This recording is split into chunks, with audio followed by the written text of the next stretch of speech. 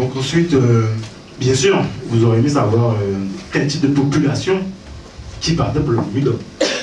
Alors, c'était les Antillais, bien sûr. Peu qualifiés ou voire sans diplôme, et qui répondaient à des postes de catégorie B ou C, donc les plus bas de la fonction publique, mais aussi des autres postes.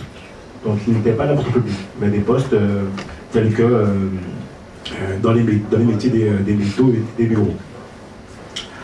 Il faut savoir aussi que le type de secteur concerné, alors je ne dis pas pour quelle raison, mais en tout cas on a dénoté que, par exemple pour les Martiniquais, alors on avait un ordre croissant dans lequel les métiers étaient bien pourvus. Donc pour les Martiniquais, on a l'armée, la police, les douanes, les transports, les PTT. Donc bien sûr, on a encore d'autres métiers, je donne les plus importants. Pour les Guadeloupéens, c'était surtout en fait les métiers des métaux, de bureaux et du bâtiment.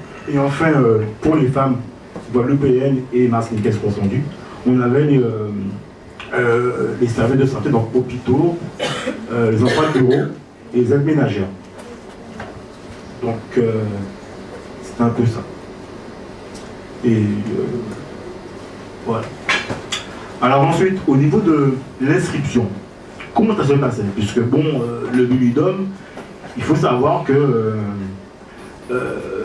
pour s'inscrire au Bumidum, il fallait se rendre à une antenne.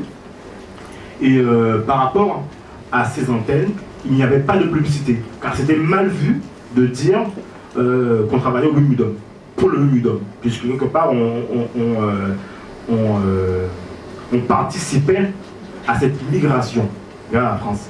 Donc on avait les antennes, bien sûr le siège était à Paris, il y avait aussi des antennes dans les grandes villes telles que Lyon, Lille et d'autres. On a aussi des antennes, bien sûr, locales en Guadeloupe et en Martinique, telles qu'à Pointe-à-Pitre, Fort-de-France et Basse-Terre. Alors comment ça se passait?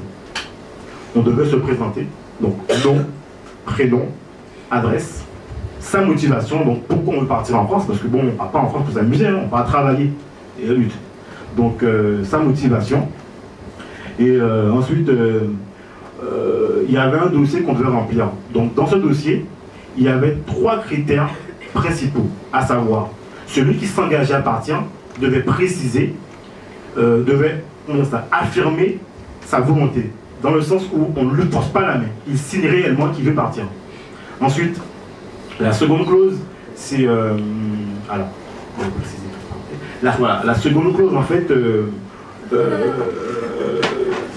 alors, la première clause, c'est celle-là. La seconde clause, bien sûr, consistait à dire qu'il était conscient qu'il n'y avait qu'un billet aller. D'accord? Donc, c'était un billet aller, tout à fait. Tu me regardes, et effectivement, c'était un billet aller. D'accord? Donc, il est conscient de cela. Donc c'était uniquement le billet aller pour aller en France, donc il n'y avait pas de retour, donc on était conscient qu'on partait travailler. Voilà. Et la dernière clause, je vais tricher. Donc je ne me rappelle plus. Voilà, effectivement, ben, c'est logique. On devait indiquer, bien sûr, on part travailler, on part faire quoi. Donc on doit indiquer si on veut faire une formation ou quel emploi. C'est logique, quoi. J'ai oublié ça. Voilà. Et enfin, bien sûr, quand on va travailler, on s'assure effectivement que les gens sont en bonne santé. On effectue une visite médicale. On ne va pas prendre des gens qui sont handicapés, bien sûr, parce qu'on a besoin de travail, de main-d'œuvre. Donc il nous faut des gens solides. Voilà. Ensuite, vous allez me parler, je vais vous parler en fait du voyage. Comment s'organiser le voyage? Alors, d'après les documents, on dit qu'au début, il y avait 3 paquebots. Donc, le premier, c'était un Italien, qui s'appelait Tecce, je crois, d'après les sources. Et celui-ci, en fait, acheminait les Antillais vers le port de Cannes.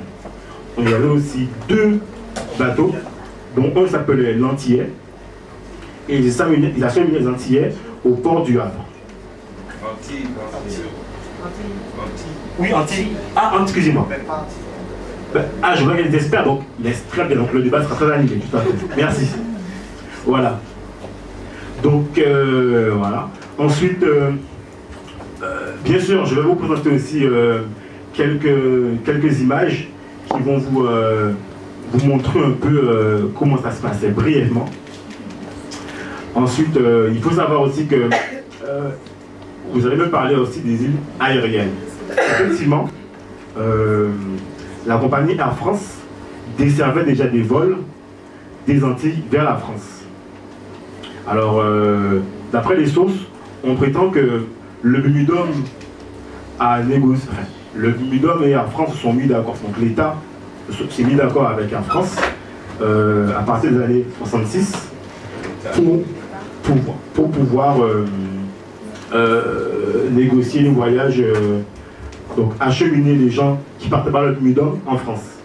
Et je tiens à préciser que au niveau, par rapport à la compagnie d'Air France, de 65 à environ 78, au début, cette compagnie avait des appareils de type Boeing 707, donc qui pouvaient comprendre des passagers d'environ 120 personnes. Et en 1978, si ma mémoire est bonne, on arrivait au Boeing 747 qui lui pouvait transporter environ 600 passagers. Donc vous pouvez voir en fait la différence de 100 à 500 quoi. C'était assez important quoi. C'est ce que je tenais à préciser. Voilà. Donc là je vais vous montrer.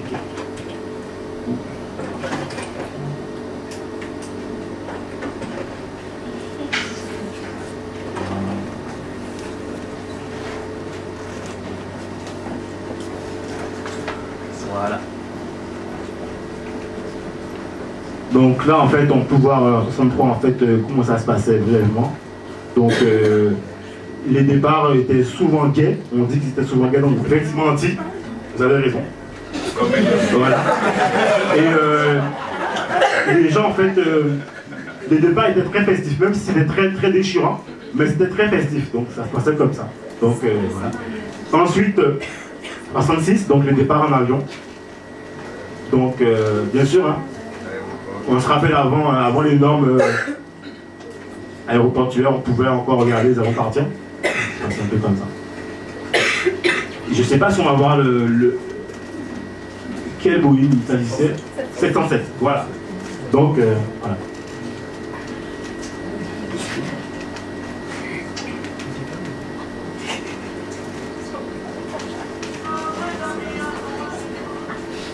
Donc vous pouvez faire la différence entre aujourd'hui et hier.